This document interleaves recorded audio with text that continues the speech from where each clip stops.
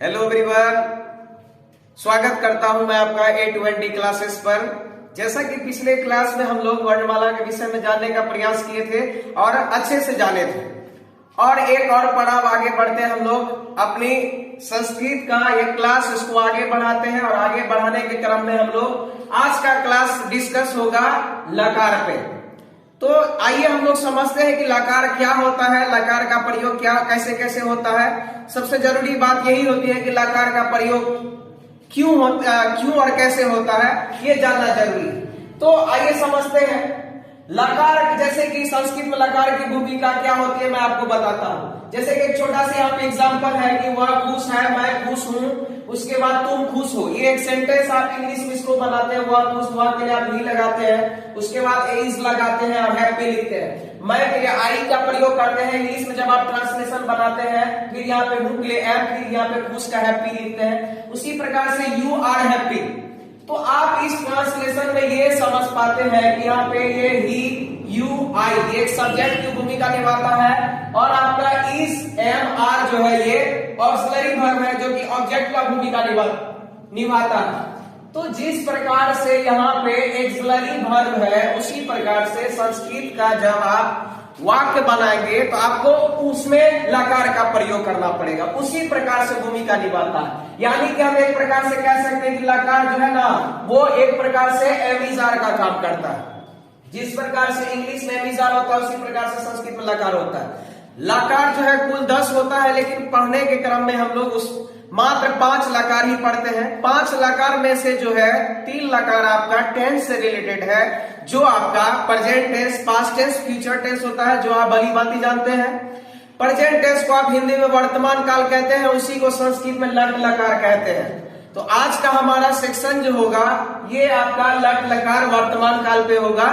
तो ये लट लकार वर्तमान काल क्या होता है इसको जानते हैं। तो वर्तमान काल आप जब टेंस पढ़े हैं तो आप ये जानते हैं कि जब टाइम का इंडिकेशन यानी जब समय जो है सूचित करता है कि कोई भी काम अगर वर्तमान समय में होता है तो उस परिस्थिति में आपका वर्तमान काल होता है, उसमें आप लट लकार का प्रयोग करेंगे।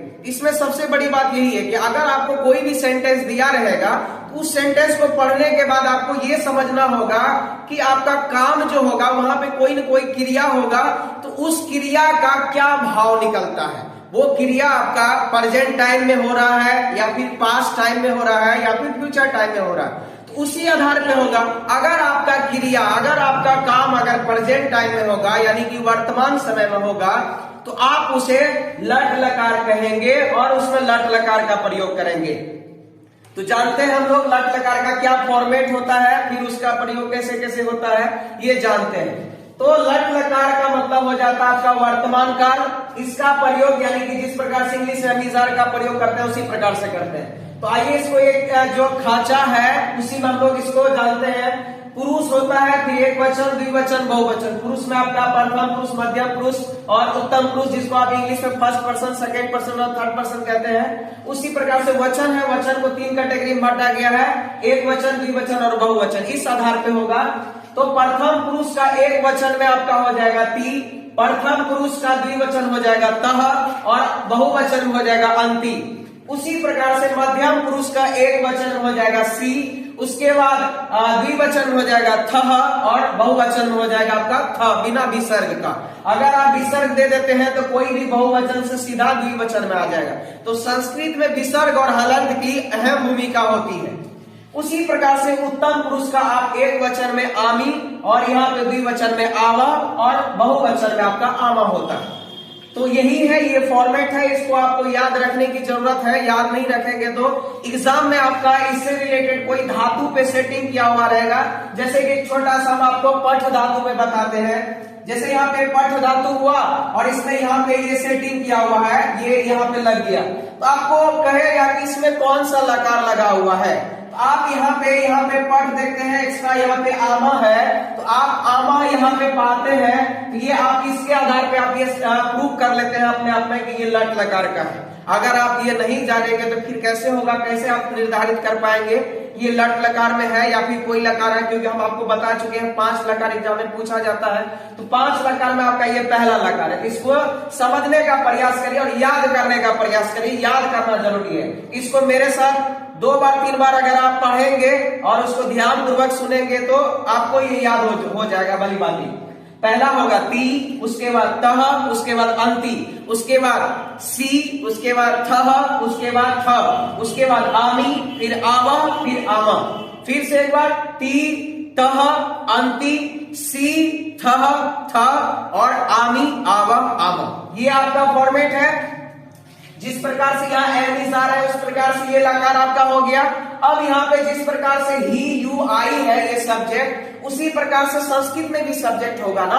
तो संस्कृत में जो सब्जेक्ट होता है ये आपका इस फॉर्मेट में है। इसी के आधार पे आपका लकार का कैसे कैसे प्रयोग होगा तो डिसाइड होता है। देखिए यहाँ पे आप अगर ही के साथ यहाँ पे इस लगा है तो ये इसका फॉर्मेट है। इसी प्रकार से यहाँ पे ही के साथ इस होता है। आप यहाँ पे ही के साथ एम नहीं लिख सकते हैं। जिस प्रकार से यहाँ पे यू है, यू के साथ आर का फॉर्मेट है, आप यहाँ पे एम नहीं यूज कर सकते हैं। ये आप जान रहे हैं। तो ये कैसे होता है? ये सब्जेक्ट के आधार पर होता है कि यू जो है ये आर लेता है ना कि एम। उसी प्रकार से आपका यहाँ भी होगा। कोई किसी में लकार नहीं हो जाएगा तो उसमें डिसाइड होगा आपका पुरुष और वचन के आधार पर डिसाइड होगा कि कौन किसके साथ जाएगा। तो यहाँ पे प्रथम पुरुष में सब्जेक्ट को जानते हैं। प्रथम पुरुष का एक वचन में आपका 3 चीजें आती है। सह, सा, तत्। सह, सा, तत् एक हो जाता है। एम लिखे हैं तो ये मेल हुआ, एफ लिखे हैं तो ये फीमेल हुआ और एन लिखे हैं तो न्यूटर जेंडर हुआ। ये हर जगह होगा, यहाँ भी होगा, तीनों जगह होगा। हम तीनों जगह नहीं लिखे तो आप समझ जाइएगा तीनों जगह वही सेंस है। एम का मतलब मेल होता है, पुरुष के लिए आएगा, और एफ का मतलब फीमेल होगा जो महिला के लिए आएगा, और एन का मतलब न्यूटर जेंडर होगा जो कि नपुंसक लिंग के लिए आएगा।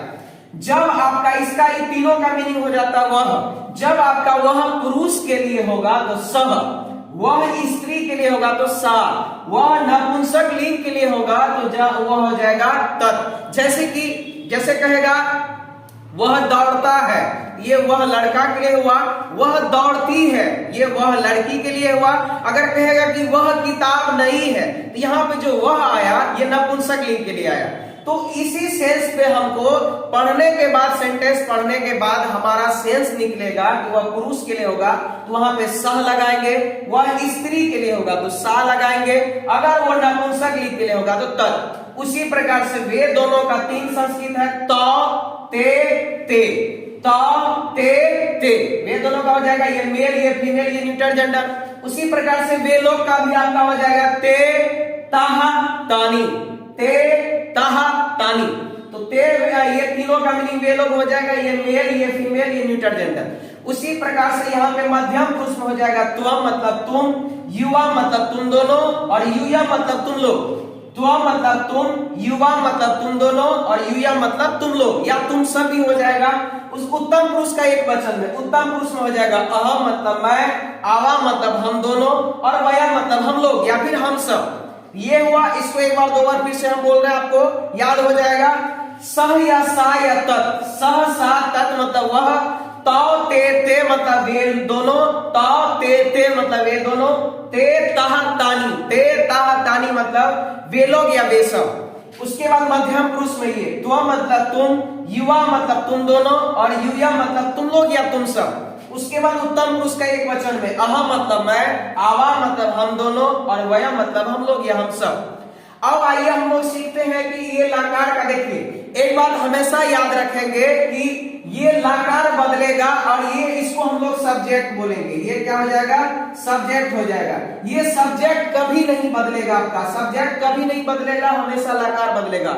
आप इंग्लिश में भी ट्रांसलेशन बनाते होंगे तो आप एम इज आर के बदले वाज, वेयर, हैव, हैज या फिर शैल विल इसका प्रयोग करते हैं। कभी भी आई, ही, सी, यू ये जो होता है कभी भी ये बदलता नहीं है, यानी कि ना सब्जेक्ट नहीं बदलता है बल्कि हमारा ऑब्जेक्ट बदलता है, एक्सिलरी वर्ब बदलता है। तो उसी आधार पे आपका लकार बदलेगा, ना कि सब्जेक्ट, ये हमेशा स्थिर रहेगा। तो आइए बात करते हैं और इसका प्रयोग देखते हैं कैसे कैसे क्या होगा। यहाँ पे एक छोटा सा हम आपको 4 ट्रांसलेशन लिए हैं। इसी 4 ट्रांसलेशन के आधार पे हम आपको बताएंगे कि ये लकार का, लट लकार का प्रयोग कैसे करते हैं। तो पहला मेरे सामने ट्रांसलेशन है मैं खाता हूं। तो पहले अगर आपको ट्रांसलेशन आएगा तो उसको पढ़ना है ध्यानपूर्वक और पढ़ के आपका सेंस निकालना है कि ये वर्तमान समय में हो रहा है। यहाँ देखिए मैं खाता हूं, खाने का काम हो रहा है और खाने का काम नहीं लग रहा कि मैं खाता हूं, अभी काम कर रहे हैं हम। जब काम मेरा वर्तमान समय में होगा तो वहां पे हम इस लकार का प्रयोग करेंगे। क्लियर है? उसके बाद फिर वह खाती है, ये भी लग रहा है कि यहाँ पे जो भी होगा वो वर्तमान समय में खाने का काम कर रहा है। हम लोग खाते हैं, हम लोग भी यहाँ पे जो सेंटेंस है यहाँ पे भी वर्तमान समय। तो एक और ऐसे भी आप याद रख सकते हैं कि जिस हिंदी क्रिया के अंत में ता हूं, ते हो, ती है, ते है रहता है वो आपका वर्तमान काल में आता है और उसमें हम लोग लट लकार का प्रयोग करते हैं। तो आइए समझते हैं हम लोग इसका प्रयोग कैसे करेंगे, इसको बनाएंगे कैसे। तो देखते हैं कैसे कैसे बनाना हमको। यहाँ पे ये जान गए ना, ये सब्जेक्ट का ग्रुप है, समझते हैं हम लोग। तो मैं खाता हूं, आप यहाँ पे मैं का संस्कृत ढूंढेंगे कहां पे मिलेगा, तो आप यहाँ पे उत्तम पुरुष देखिए, उत्तम पुरुष के एक वचन के सामने में आपको मैं का संस्कृत मिल गया। तो यहाँ पे मैं का संस्कृत हमको क्या मिल गया, अहम। तो यहाँ पे हम अहम लिख देते हैं, यहाँ पे क्या हो जाएगा, मैं का संस्कृत अहम। कोई दिक्कत नहीं, यहां तक कोई दिक्कत नहीं होना चाहिए आपको, क्योंकि जो है इसका संस्कृत वो हम आपको लिख चुके। अब यहाँ पे काम को देखेंगे, क्योंकि यहाँ पे ये हम आपको अभी सेम लिखे हैं, लेकिन एग्जाम में ये अलग अलग टाइप का आएगा, अलग अलग क्रिया होगा। क्रिया को ही संस्कृत में धातु बोलते हैं, इंग्लिश में आपका वर्ब हो जाएगा, ये एक्शन हो जाएगा, वही हिंदी में क्रिया कहलाता है, उसी को संस्कृत में धातु बोलते हैं। तो इसका कि ये जो खाने का क्रिया है इसका धातु हो जाता है आपका खाद। क्या हो जाता है, खाद। खाद मतलब हो गया खाना। अब बारी है हमारा लकार लगाने का, हम लकार का प्रयोग कैसे करेंगे। तो यहाँ पे ध्यान देना है कि हम हमेशा लकार का प्रयोग करेंगे सब्जेक्ट को ध्यान में रखते हुए, क्योंकि आप यहाँ पे इसका प्रयोग जब आप कर रहे होंगे तो इसको ध्यान में रखते हुए, नहीं अगर इसको ध्यान में रखिएगा तो इसके जगह पे एम भी लगा दीजिएगा। इसीलिए हमेशा इसको ध्यान में रखते हुए आप करते हैं। तो यहाँ भी हम यहाँ पे इसको ध्यान में, इसका विशेषता को हम देखेंगे कि इसका विशेषता क्या है। इसका विशेषता जब आप आते हैं तो देखिए किस पुरुष के सामने है, तो हम यहाँ पे घेरा लगाए, देखिए यहाँ पे ये उत्तम पुरुष के सामने है और ये किसके सामने है, एक वचन। तो इसका विशेषता हो गया कि ये उत्तम पुरुष का क्या है, एक वचन है। तो हम लकार भी देंगे उसका उत्तम पुरुष का एक वचन, सेम यानी कि जैसा संस्कृत की विशेषता ये सब्जेक्ट होगा आपका, जैसा सब्जेक्ट का करेक्ट विशेषता होगा वैसा ही हम आपको लकार में भी वैसा विशेषता देंगे। तो यहाँ पे मैं आपका उत्तम पुरुष का एक वचन है, तो लकार में अगर उत्तम पुरुष का एक वचन में देखते हैं तो हम क्या पाते हैं, आमी। तो यानी हम ये समझ गए कि अहम के साथ क्या प्रयोग होगा, आमी होगा। क्यों होगा, क्योंकि ये उत्तम पुरुष का एक वचन है, तो यहां भी हम उत्तम पुरुष का एक वचन लेंगे, आमी हो गया। आमी जब लिखते हैं हम लोग, ये आ जो है, आ को हम मात्रा में अगर कन्वर्ट करके लिखेंगे तो यहाँ पे हम इसको आ कर दे देंगे तो ये आ हो गया, फिर यहाँ पे हम नी लगा दिए, तो हो गया आपका ये ट्रांसलेशन पूरा हो गया। उसी प्रकार से अगर हम यहाँ पे तुम खाते हो का बनाते हैं तो यहाँ पे तुम का संस्कृत ढूंढेंगे, तो तुम का संस्कृत हमको मध्यम पुरुष के सामने मिलता है। तो हम यहाँ पे तुम का संस्कृत मिल गया हमको, यहाँ पे हम लिख दिए तुम, तो मतलब तुम। अब इसकी विशेषता ये देखते हैं कि मध्यम पुरुष का एक वचन है। क्या है, मध्यम पुरुष का एक वचन। तो लकार भी देंगे मध्यम पुरुष का एक वचन, आपका मध्यम पुरुष के एक वचन में क्या है, सी। तो हम तुम के साथ किसका प्रयोग करेंगे, सी का।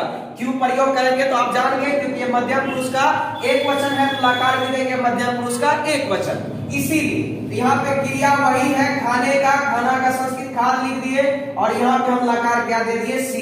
इस प्रकार से हमारा ये भी ट्रांसलेशन पूरा हो गया।